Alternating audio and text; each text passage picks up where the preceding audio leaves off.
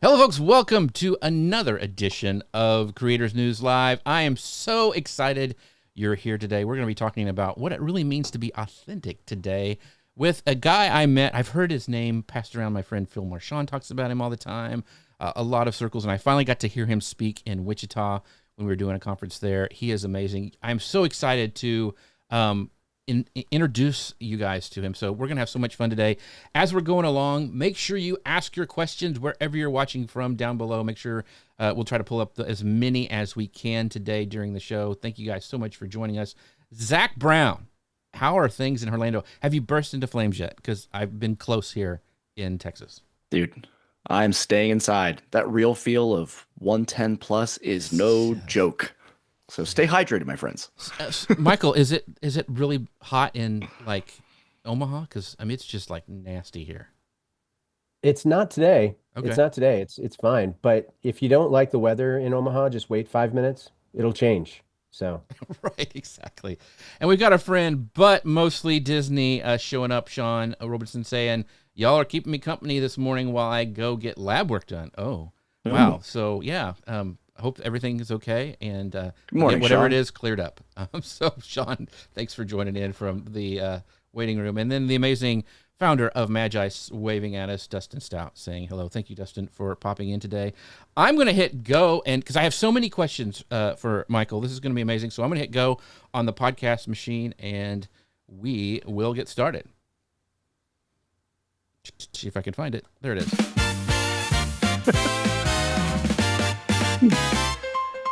Hello, folks. Welcome to Creator News Live. I'm Jeff C., and you're not.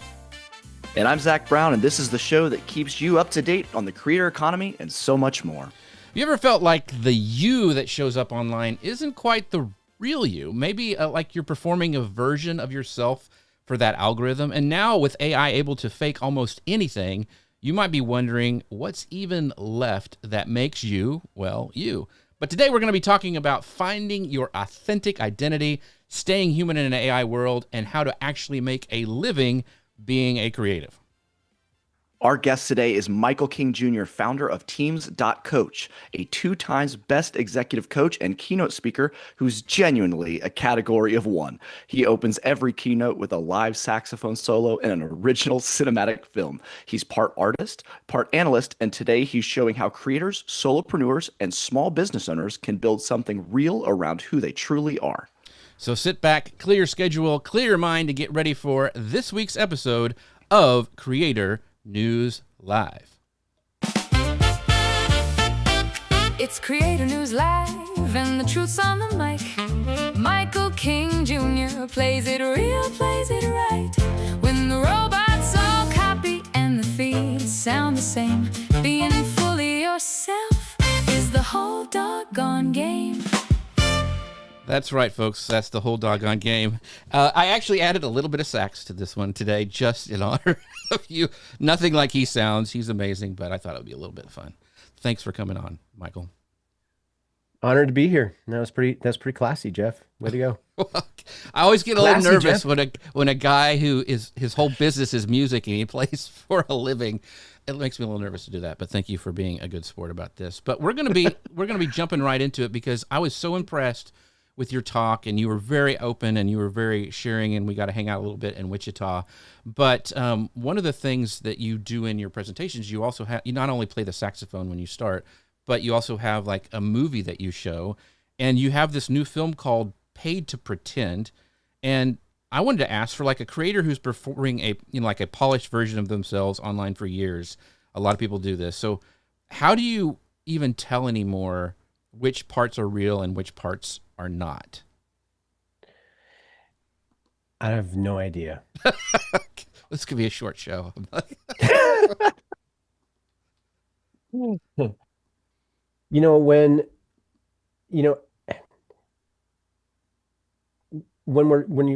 this conversation has come up multiple times, like in business and in enterprise space, even in solopreneur and entrepreneur type space, because I think burnout ends up happening a lot because like when you're trying to show up and you're literally trying to do whatever you can to be able to make the business work, make the family work, make it all work together.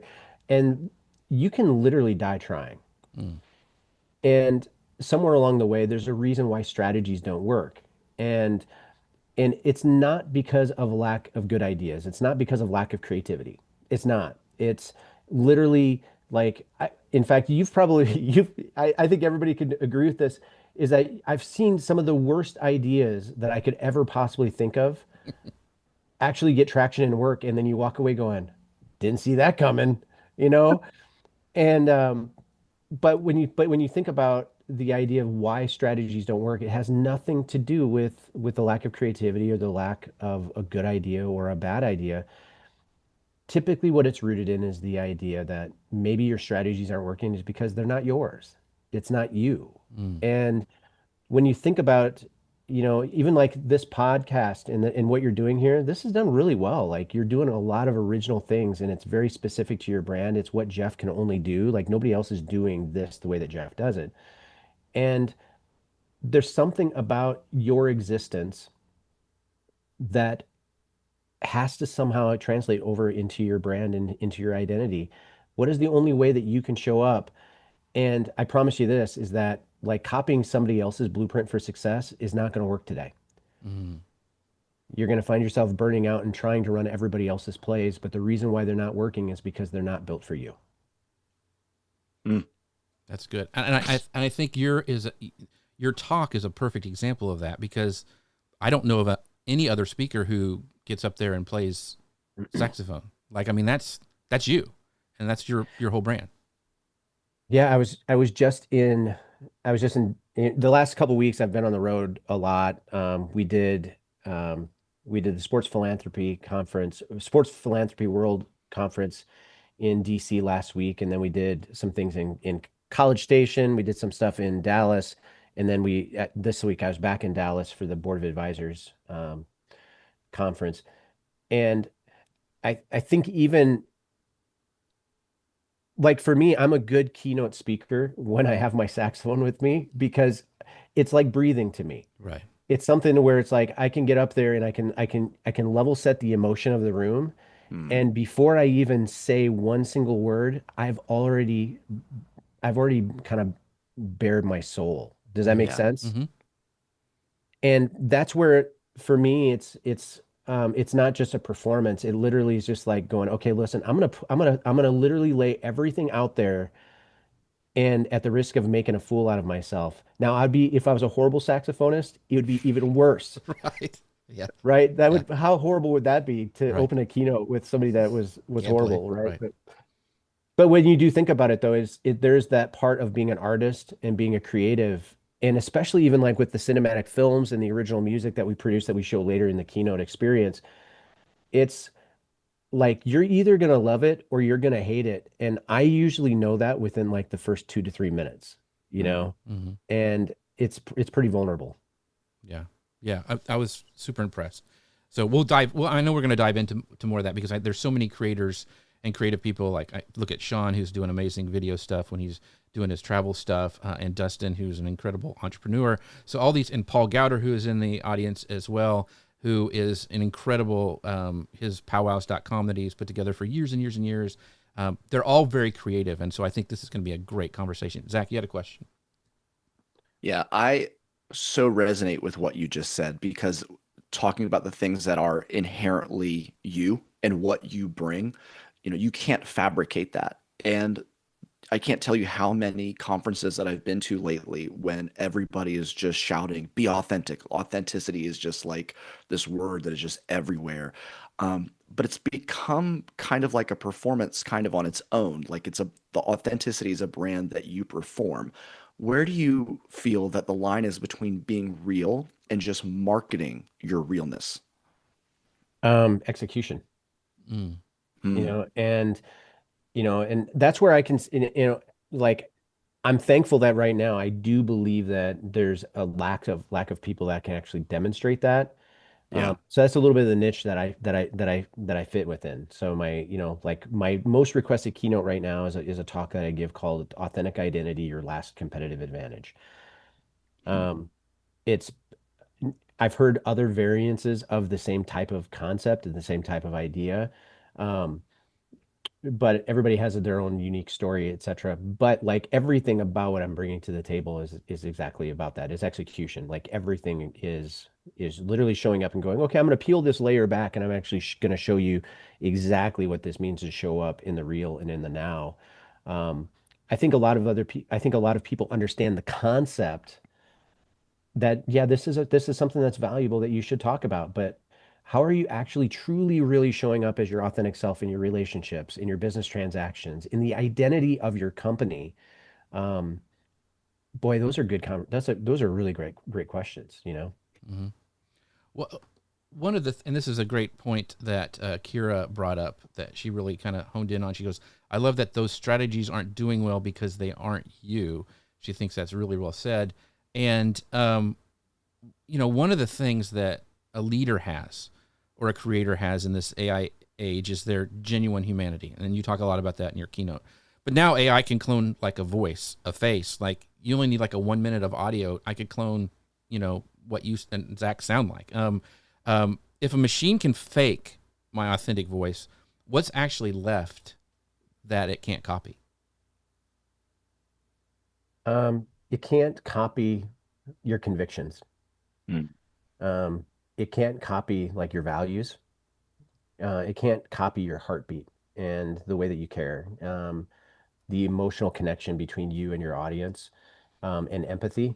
Like those are things that it'll it shouldn't, and it won't come close to those things. Now, here's where the compromises come into place, as leaders. Like we want to be able to optimize the short game.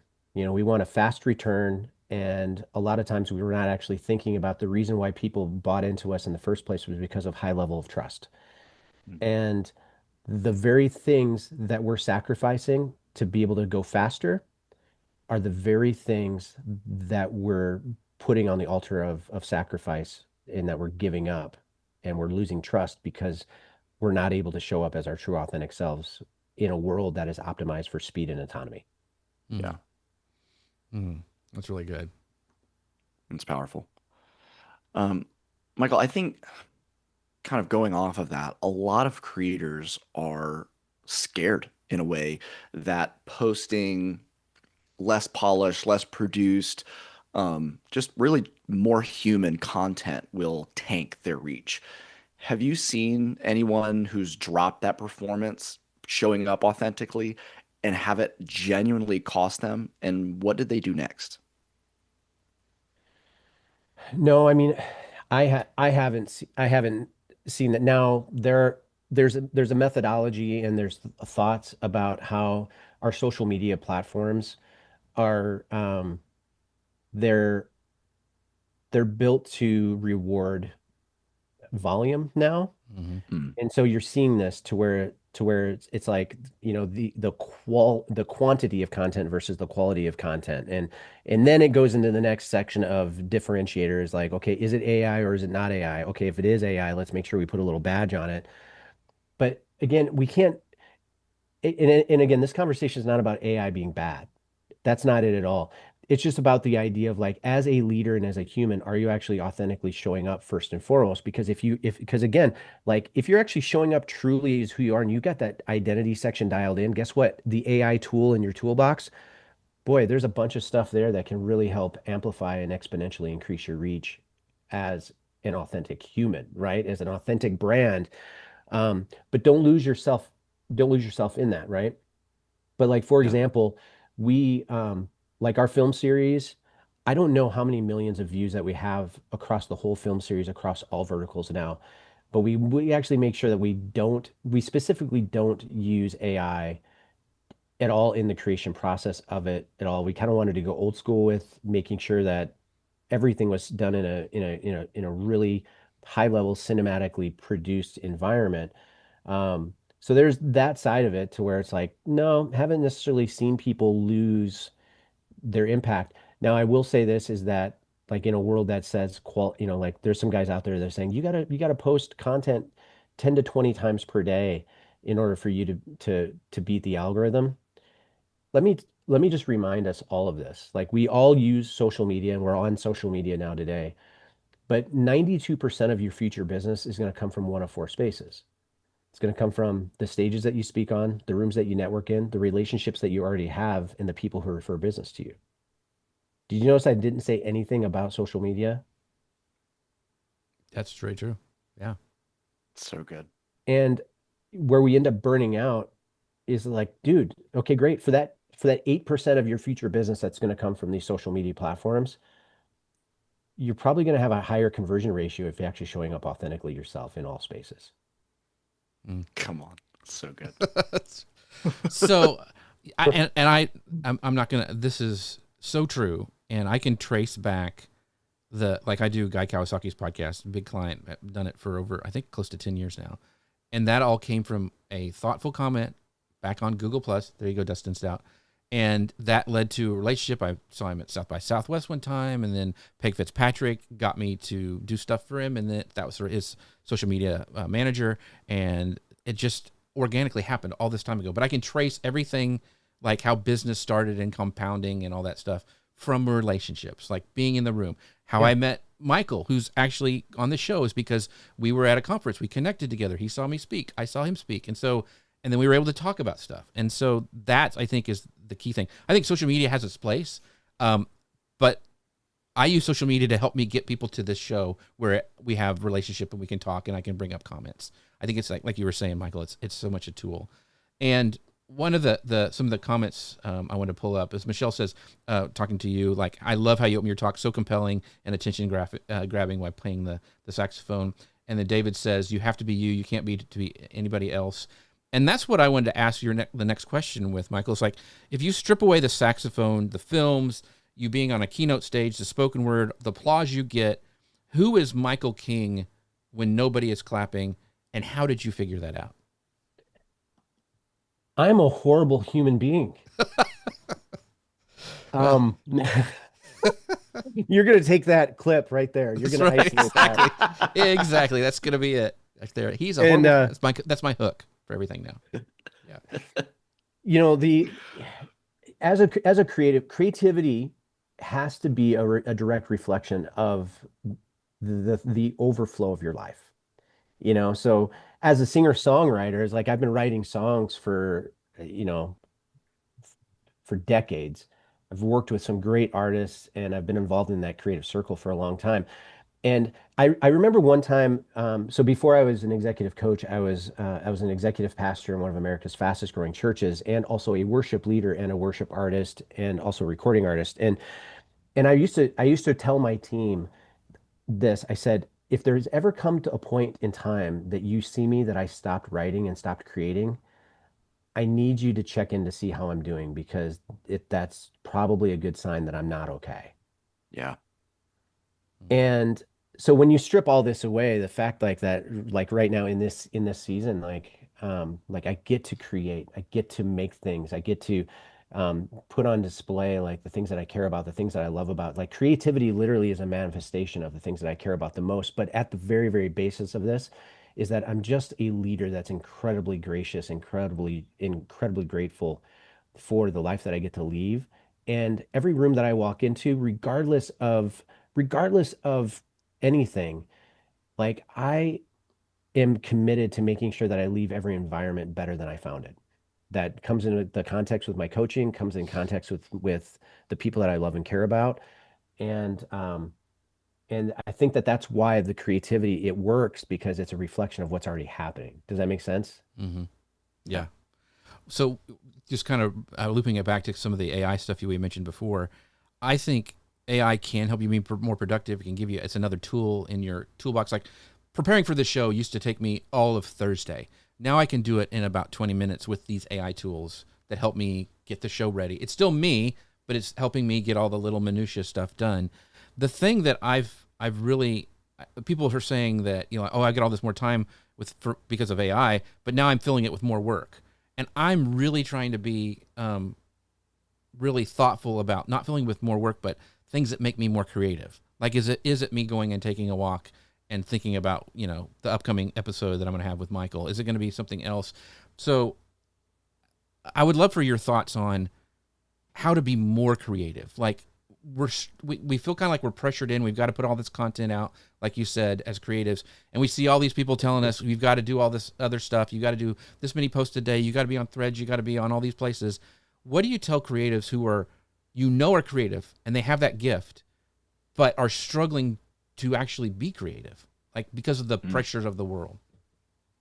So creativity without margin doesn't exist.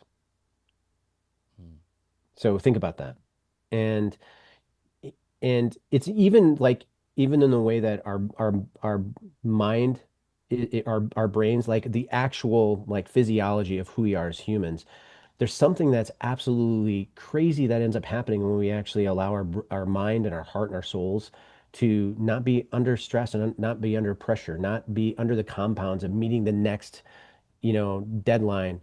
Like I got into an argument with my calendar earlier today and I just said, hey, you're no longer allowed to go bumper to bumper between meetings. I need at least 30 minutes between commitments, And so made some adjustments on that. But when you think about that, creativity doesn't happen without margins. Creativity happens in the margins. And some of the best songs that I've ever written, some of the best leadership concepts and ideas that I've written have happened like where I've woken up in the middle of the night. It's 3 o'clock in the morning. And I wake up and I just have this aha moment. I have a lyric that dropped. I have a melody that dropped. I have a leadership concept that dropped. I'm thinking about something for one of the clients that I serve. And I wake up and I jot down the idea immediately. So there's something that happens like when we actually have open space. I remember sitting in a room at a leadership event and hearing Warren Buffett talk, and they were talking about how he kind of built his calendar.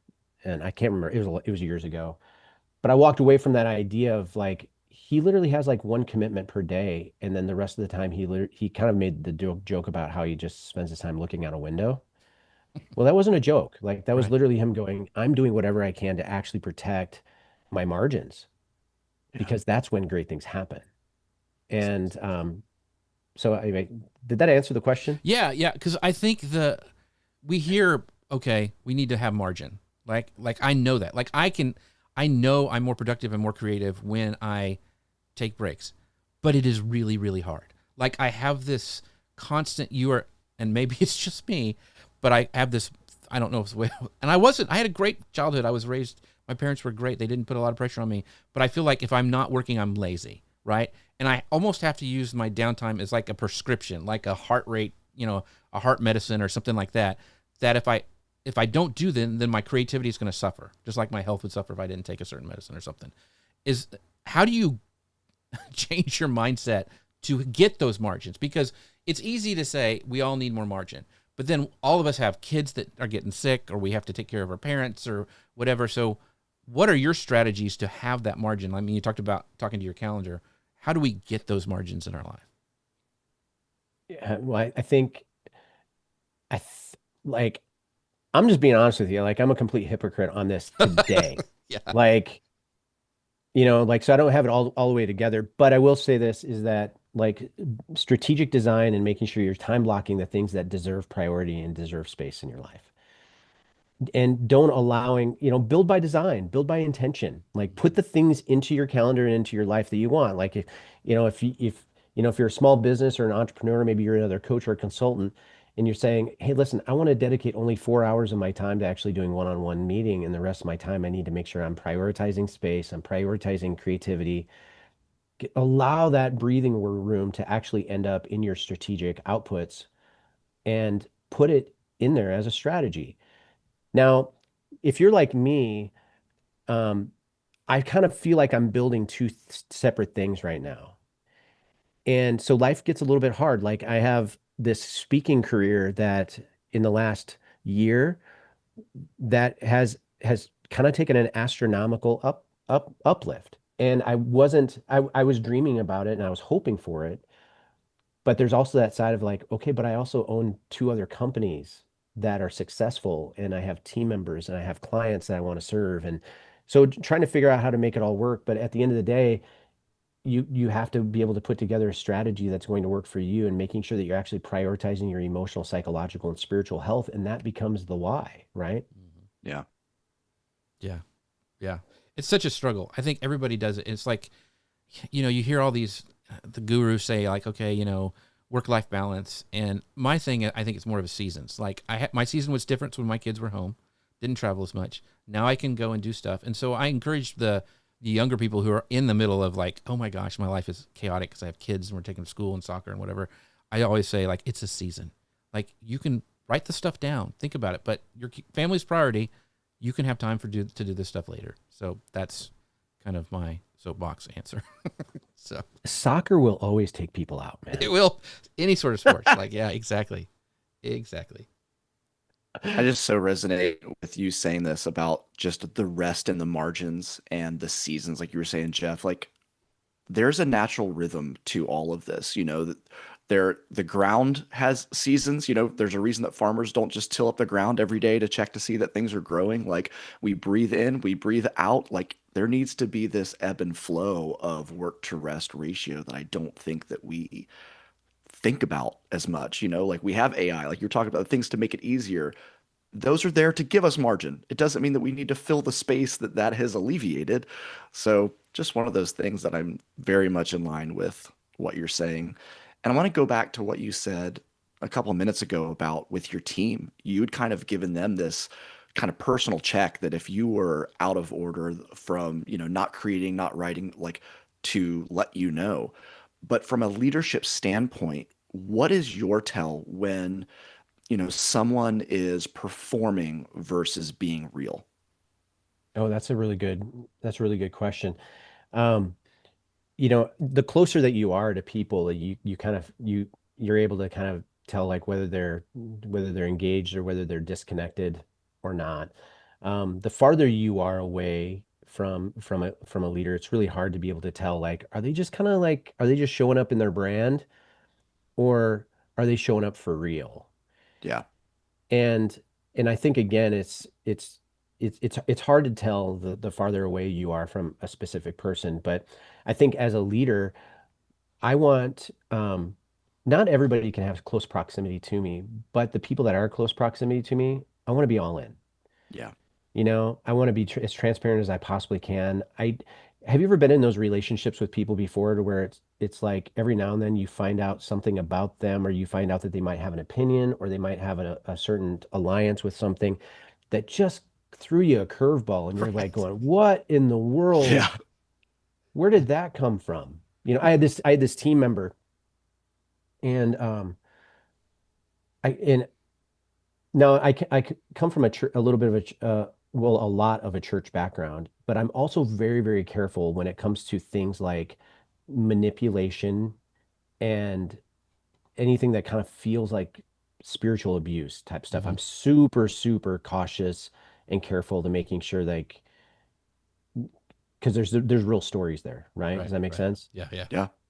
And I got invited onto this podcast a couple years ago, and I got blindsided by I was recommended by this guy to be on a podcast, and so I showed up on his podcast, and it literally felt like something that was just incredibly gross and spiritually manipulative, and it was not something that I would ever want to be a part of. And I went back to my team member, and I said, let's not do that ever again. Like, it doesn't make anybody feel good. It Yeah. doesn't make anybody feel safe. It's not where I want to be. And here's I want to be clear about this, is that just in case somebody tuned in like right when I was saying that, is like I love Jesus, and I'm a pretty huge fan of like the type of life change that can happen when you're in line with God's will. But here's the thing, is that sometimes like those environments do bad things. Mm-hmm. And like if a leader goes unchecked, well, after I got done with the podcast, and I said to the team member, I said, let's not do that anymore. Well, a couple of years later, as this guy was no longer on my team, I noticed like he's on this guy's podcast. Like he had everything that we had talked about, that I'd shared openly with him about, like, that's not who we are. And like, it just kind of confirmed, I'm like, there was a reason why you're not on my team right now, is because like I have to constantly guess like who you are and what you're about and what you're aligned with, because I could never actually feel comfortable because everything was a curveball. Mm. Yeah. Yeah. Hmm.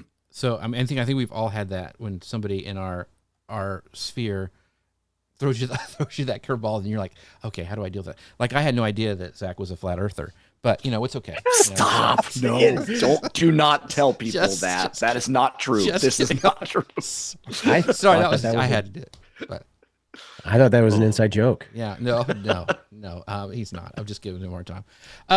So I was so excited to have Michael on. I forgot to talk about our sponsor of the show, which are our friends over at Ecamm. You can find out more about them by going to ecamm.com/Jeff.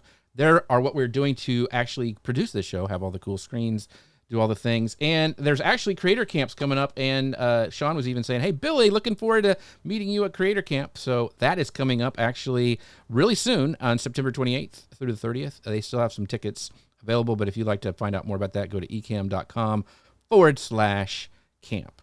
And I want to ask the audience, since we're talking about this stuff, and I feel like this is like almost therapy for me. It's really good. I love creativity. I love talking about what makes us more creative and how we can be creative. And I think everybody's creative. I always talk in my talks about, I believe we were created by the creator to be creative. That's kind of my mantra. But as a creator, what is one thing, and you guys can drop it down wherever you're watching from, what is one thing you know in your heart is a gift, but you've never figured out how to charge for it, or even if you should charge for it? So let us know in the chat. What is one gift? Like, maybe I grew up and everybody said, oh, Jeff, you're so creative. I stunk at school, so I think that was the only thing they could say. You got the creativity award. But is there something that you know in your heart that you're good at, but you've never really thought about, should I charge for that? Does it make it icky if I charge for that?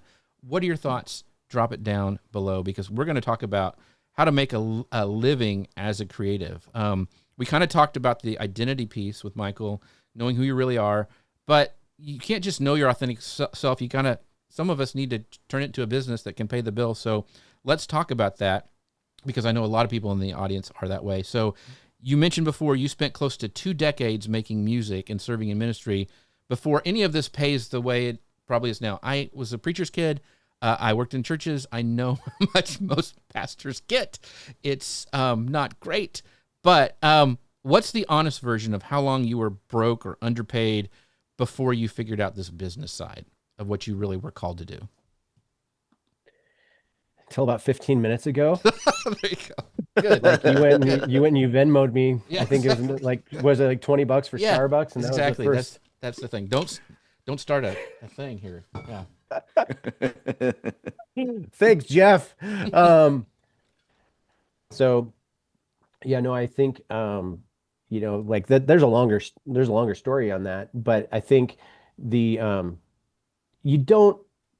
true creative isn't going to like put this different, they're not going to put a measuring stick as far as like whether they're a creative or not. They're not going to put a green light or red light on creativity based off of monetization. They're just not. I think for me, it's we started incorporating in the creativity of what I do in the last year and a half, because my creative director had a conversation with me and saying, hey, listen, just to be honest with you, there's 4.2 million people on the planet who call themselves coaches, and there's a lot of middle-aged, white, chubby dudes that are speaking on stages. Like, what makes you different, type of thing. And we joked around about it a little bit. And so, but he was really pushing me and saying, you're probably one of the only executive coaches that's also a legitimate recording artist. Like, let's do something with it. Let's figure that out. So that's a good conversation. That was really good. We gave it a chance. And like, even if there was no audience for it, we'd still do it. There's something about it that it brings out a better side of like what I do. Now, we would probably keep tweaking it and adjusting it to try to figure out, like, is there a way for us to be able to get it to tick, to find its audience, etc. But again, what's your motivation of being creative? If it's just simply to monetize, you're probably not a true creative, because a true creative just creates.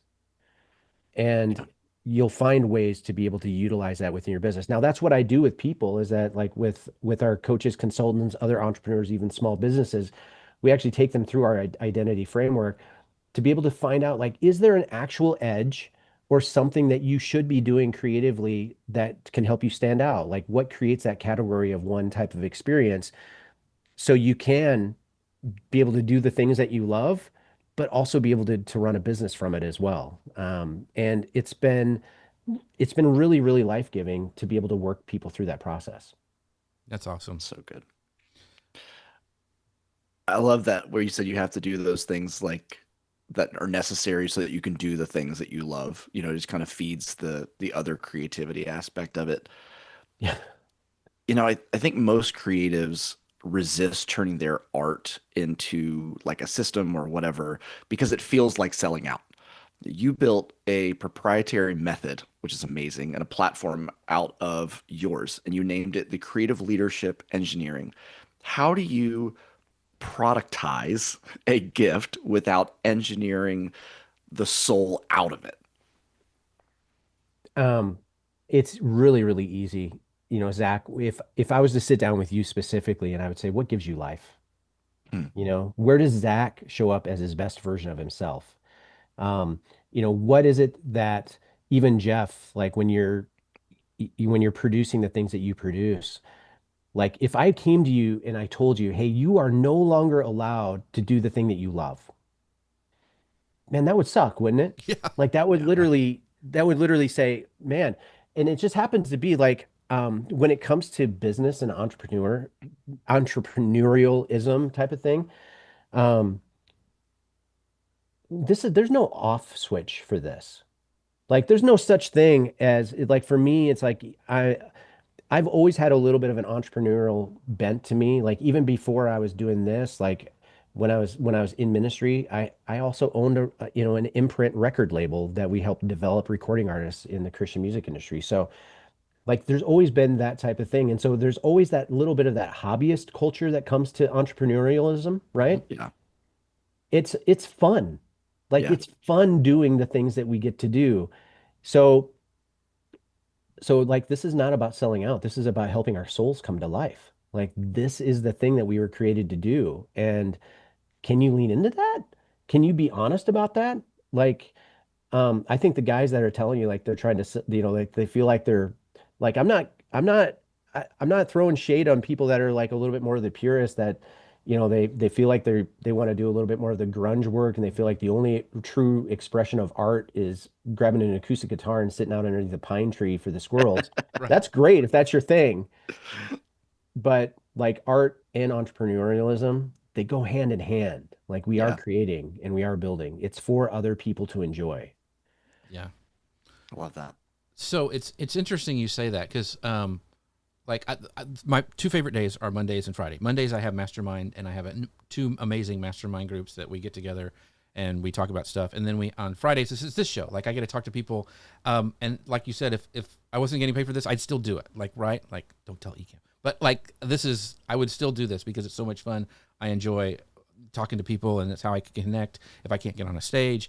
But also it can kind of be like frustrating. Like we have a friend of mine. I'm going to pull him up right now. David, he's an amazing pianist, does really, really well. He's also a software guy. But I've seen him do some live stuff on there. It's really hard as a strong songwriter. And I know a lot of musicians who would love to make it their full-time career struggle.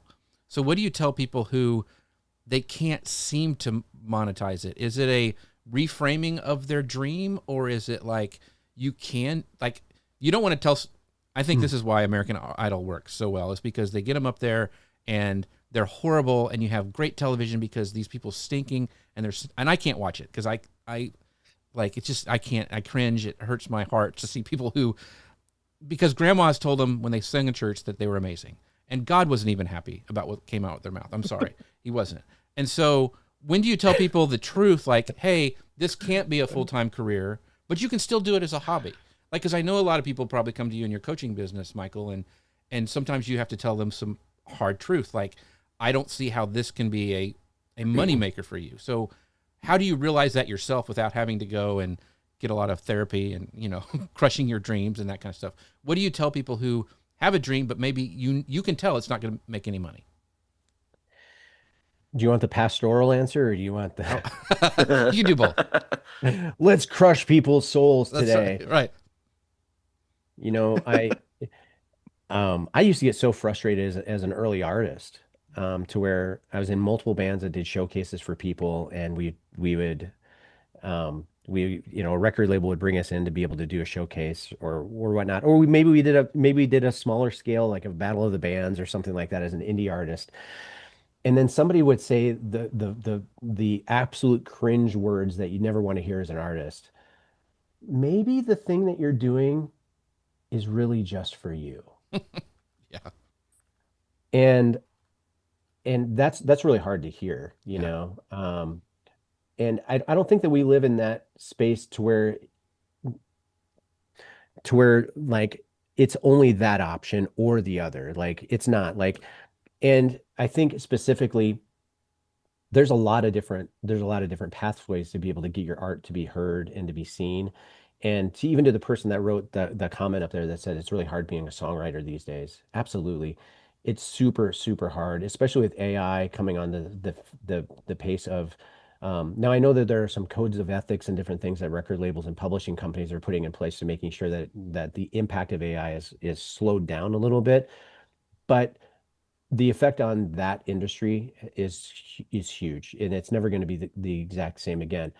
But I will say this is that now more than ever, for you to be able to create your own space, for you to be able to create your own vertical, and for you to be able to create your own platform built on the thing that you love to do, you might not be necessarily great, but you might be able to find your audience. You might be able to find your niche audience about specific things. Now, I remember when I went back, this is, so a year and a half ago when we started this conversation, I started talking to some of our publishing partners and some people at the record label of saying, hey, I got this idea for what I want to do with my next season as a writer. I want to write songs about things that leaders are refusing to talk about. Hmm. And they literally looked at me and they said, that's the worst idea we've ever heard in our lives.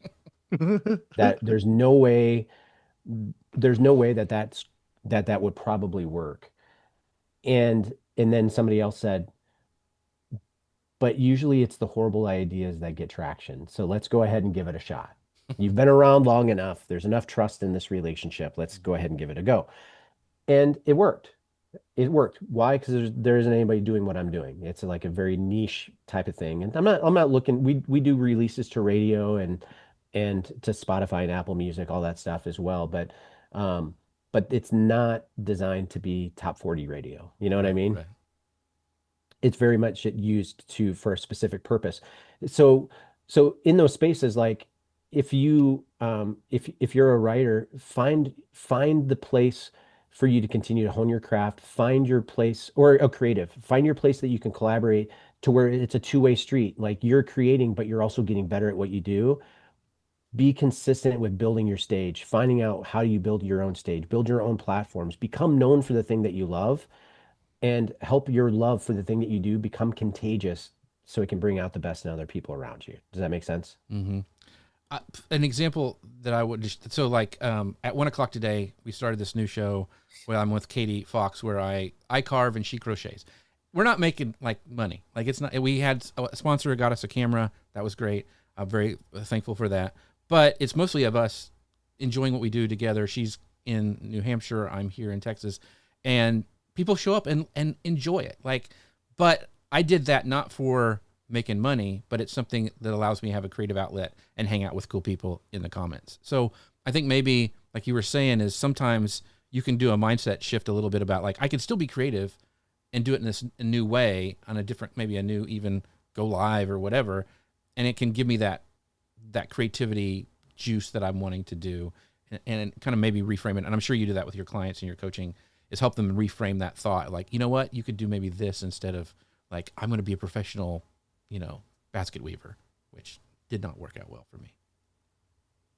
Yeah, absolutely. And because the desire or the reframe it comes from a place that you need to scratch that itch. Like there needs to be Right. some sort of output there.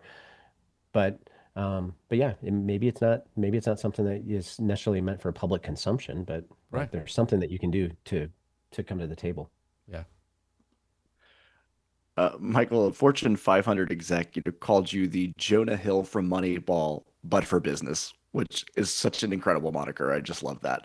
For a solopreneur watching, anybody who's in the chat today, watching this on the replay, how do you find the 2 or 3 weird things that you're great at that nobody else is combining?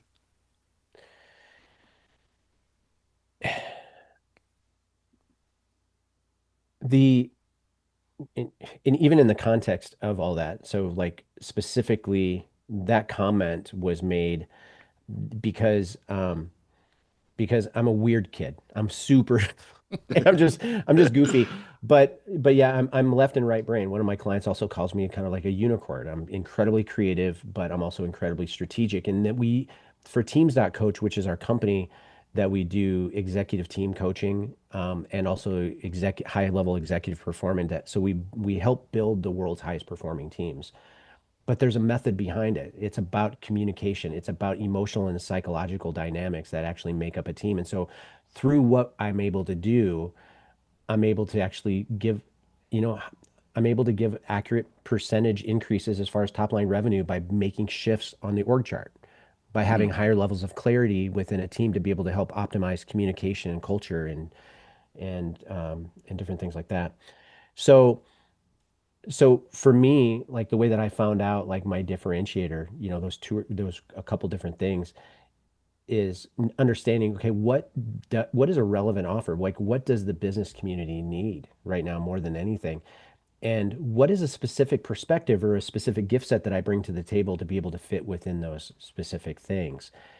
That's where there's a lot of different opportunities that can come up. So you might be a paintless dent repair shop, and your marketing, your angle, how you show up in your community, the things that you're known for, they might be buried. Unbury them. Like making sure that when it comes to that identity quotient, that there's something about, you know, these 5 specific questions, like who am I? What do I do better than anyone else? What's the biggest problem that I solve? How do I make people feel and what do I want to be known for? And then the 6th one would be who am I for? Like again, brand and existence, they have everything to do with one another. And sometimes our brands are wrong because we built it off somebody else's blueprint. Wow. That's really good. And that's why Wow. I keep going back to, because I kind of study keynote, because I always want to be a better speaker. I always look and kind of try to analyze people who I see up on stage. And that's what really got me about your talk is like no one does it, right? Like you went for it and it worked. It could have not worked. People were like, what is this guy doing playing the sax in this movie? Like, but it wasn't. It worked, at least in the audience that I was in. You know, because audience can change. But that's what I think the people who have a chance to see you speak would be like, okay, take note on what he's doing and how he's doing it and how he's saying it. And I think you can learn a lot from that. So once again, kudos to you for your talk. But one of the things that I want to kind of, before we get into some comments, is that what you are doing on stage, like the saxophone and the cinematic films, those things cost like real money and time to produce, right? Like you didn't start there. Yeah. That's where you're currently, where you've ended up from many years of working. So how do you decide when an expensive, hard to scale, like signature experience is worth it and what is kind of nice to have? Like we talked about before the show, I don't take my 5-string banjo up and play just because of the logistics of carrying that thing around. Somebody may have an incredibly upright bass player. That might be hard to ship around the country doing talks, like a big, huge, like a harp or a upright bass. So how do you balance okay, this is going to set me apart. I'm going to invest in making this happen, and versus like, okay, I'm not there yet. I can see that in the future. I'm going to work towards it.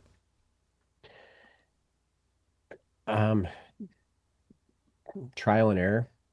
Okay. You know, I would, before I started incorporating this type of stuff into my keynotes, I'd been traveling and speaking on stages as, you know, the business strategist, the teams guy, for a while. And I got kind of tired of trying to be, and this is just an internal thing. This might not be for anybody else, but maybe you can relate to this. But there's this pressure that you feel as a communicator to try to be the smartest person in the room at times. And I got tired of that. I also got tired of being in rooms that were boring. I got really tired of hearing horrible communicators getting up, because they were a business owner and they maybe had success in their specific thing that they were doing, but they just weren't good communicators. But they were invited on stages and they were headlining events because they were successful at their one thing. But their communication skills really lacked. Does that make sense? Mm-hmm. Yeah. You know, it's like, hey, here's what I do, here's how I did it, and here's what you should do. Now buy my book. Yeah. No, like I'm about a transformational experience, and I wanted to make sure that I was somehow creating something that made sure that boring keynotes never exist ever again. Like I was like, let's kill that. Right. But along the way, like even before that, just because of relationships, I kind of like, so there's like, Jeff, I think that you know, like in different worlds that I was a part of, like whether it's like social media marketing world, or Jessica Suter does an event up in Ohio called Social Media Week Lima. Mm-hmm. Yeah. Part of their speaker parties that they have is that they have a karaoke night. Yeah. Yeah. eCamp does that too. Yeah. Yeah. And so I'm like, it was kind of like this weird, almost like this parlor trick to where I would show up and somebody say, yeah, you should go do the karaoke. And then so I'd go up there and I'd bust out a song and they're like, what in the world? Where's this guy? It's like, he's a real singer. He's not allowed here. Like this should be illegal. Right. And that was kind of, and then I would start showing up with my saxophone and just doing lobby music just as an additional relational thing for the conferences I was speaking at.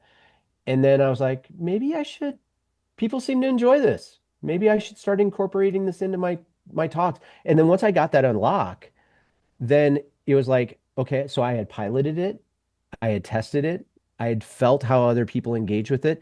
And then I'm like, okay, I'm going to invest a little bit into this and see. And that's when I started to actually write original compositions for my opening saxophone piece.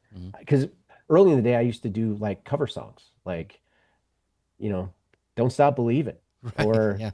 I used to Rick roll the rooms with Never Gonna Give You Up, There you go. you know, type of thing. But it was still fun. But the real impact actually started to unlock when I started to write my own thing.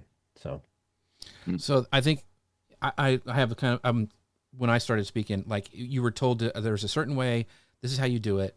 And you get up there and I'm like, and it would make you nervous. And then you would go off and you feel gross because it was like, that's not really me. I was an actor performing Jeff. I wasn't really Jeff. And then when I started incorporating weird stuff and like funny bits and like telling weird stories, that's when it kind of unlocked, you know, kind of exactly your kind of same sort of thing.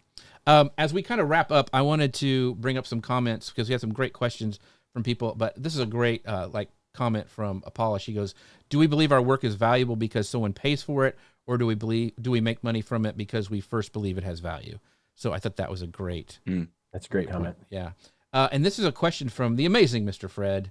It's good to see you, Mr. Fred. He says, do you hire towards a specific type of person, or do you train them up to meet the requirements of your team, or is it both? Ooh, good question. That's a great question. So let's dive into that just for a second here. I believe in building by design, but I also, so understanding, what are we trying to accomplish as an organization? What's our true north? What type of team do we actually need in place for us to be able to execute at the highest level? Like you have to have a clear vision as far as strategically building out your team by design. However, people change, and you're not always going to find out like who is going to be the best fit, specifically coming in from the outside. You have to have a strategy for development always. And what you're going to find is that there are going to be people that are part of your organization that have high levels of loyalty, but maybe not high levels of performance. And so there's always a level of development that needs to take place. The last thing I'll say on this, by the way, is that we have metrics and KPIs in place within our organizations to be able to measure performance and to evaluate it. But we don't have anything really necessarily in place for us to be able to measure trust. We have to be able to figure out how to get that gap. And that's why internal development is so important, because it's sometimes you have a high level trust player that's not a high level performer. Well, guess what? We can change that. That's great. I love that. It's all about training and taking care of your team. So thanks for that question, Mr. Fred. I appreciate you, my friend. Fred's always got good questions. Michael, you've said that whoever tells the best story wins. what is the most common place that you see creators and small businesses telling the wrong story about themselves without even realizing it? Let me flip that just a little bit. Okay. Maybe the wrong story that you tell isn't, maybe you've made it about yourself a little bit too much.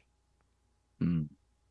You know, a really, really great place to tell your story, especially like on platforms, et cetera. Like, so if we're looking at social media strategy or for building out business, try to figure out a way to be able to make the story about your customer. You know, like Burger King just did. Jeff was at that keynote when I played a Burger King commercial that's out right now on TV. It's really a good play, but Tom Curtis, their CEO, he does a whole play on this idea of like, we got it wrong. We actually put the wrong king in place. We believe that it was about us, but it was actually about you.